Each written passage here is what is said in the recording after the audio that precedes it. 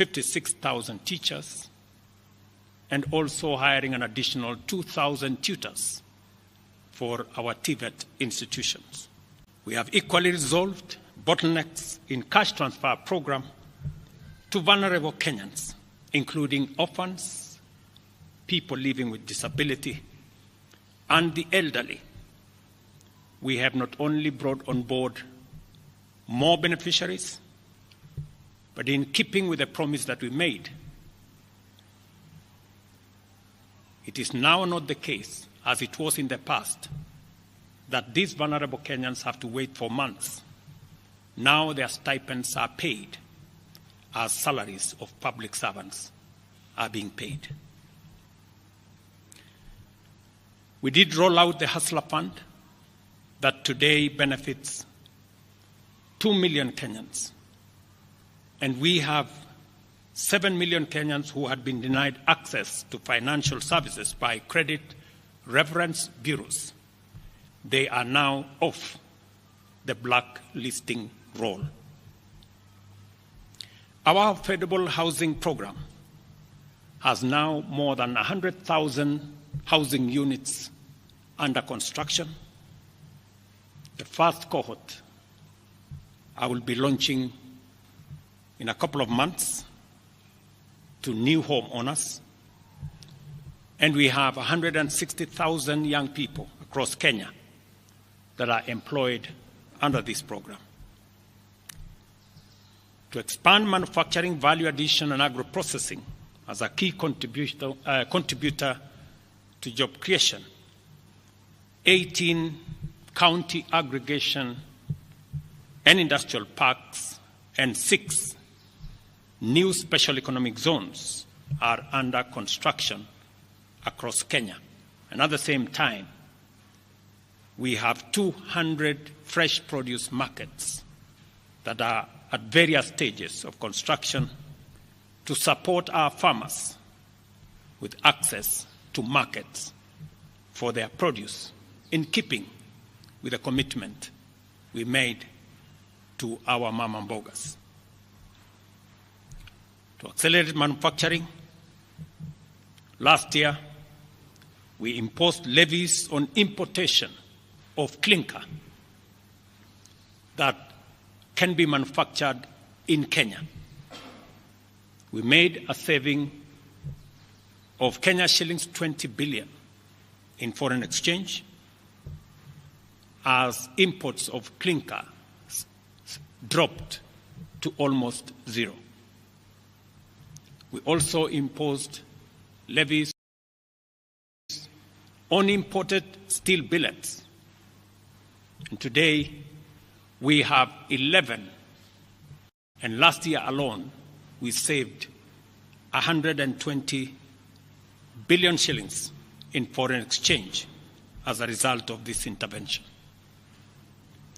Our digital transformation agenda is also on course with 17,000 government services online, while we have 274 digital hubs across Kenya with 152,000 students and digital workers in our TVETs and also in digital hubs in different parts, up and running and giving young people an income.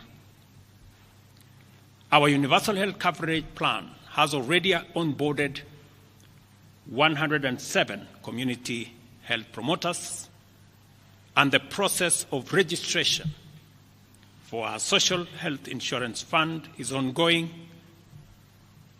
on its way to launch on the new date of 1st of October 2024 that will make it possible for every Kenyan to have a health insurance, and for those suffering from critical illnesses to have access to the critical illness fund, making it possible for every Kenyan to have access to treatment without the burden of having to fund it.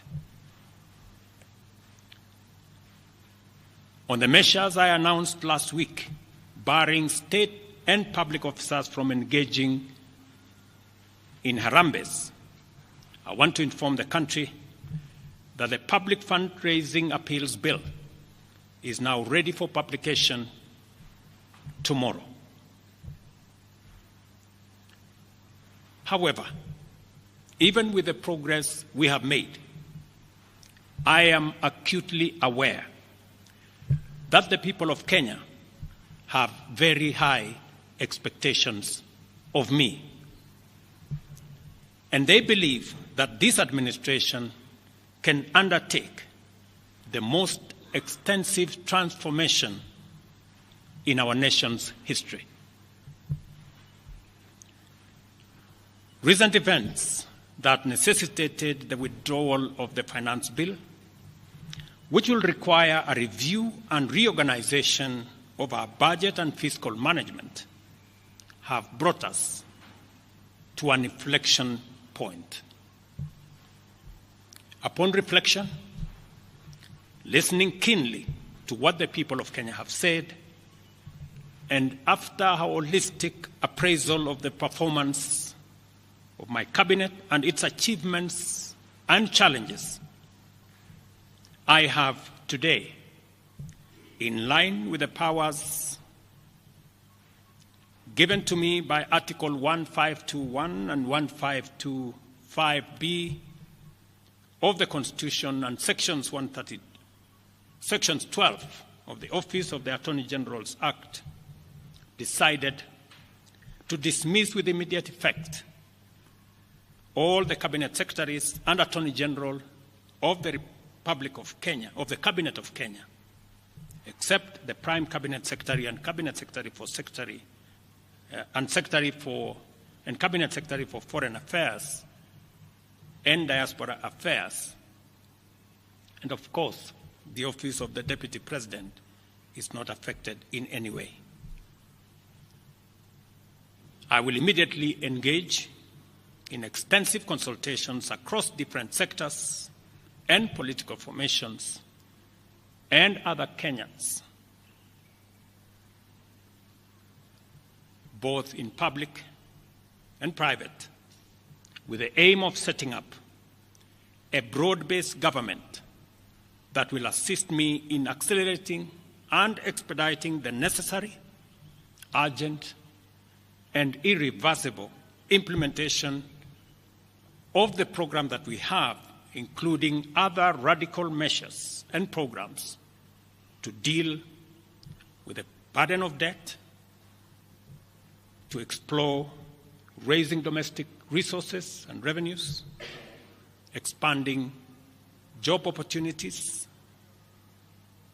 eliminating wastage and unnecessary duplication of a multiplicity of government agencies, and slaying the dragon of corruption, consequently making the government of Kenya lean, inexpensive, effective, and efficient. During this process, the operations of government will continue uninterrupted under the guidance of principal secretaries and other relevant officials. I will be announcing additional measures and steps in due course. Thank you very much, and God bless our great country, Kenya. Asanteni sana.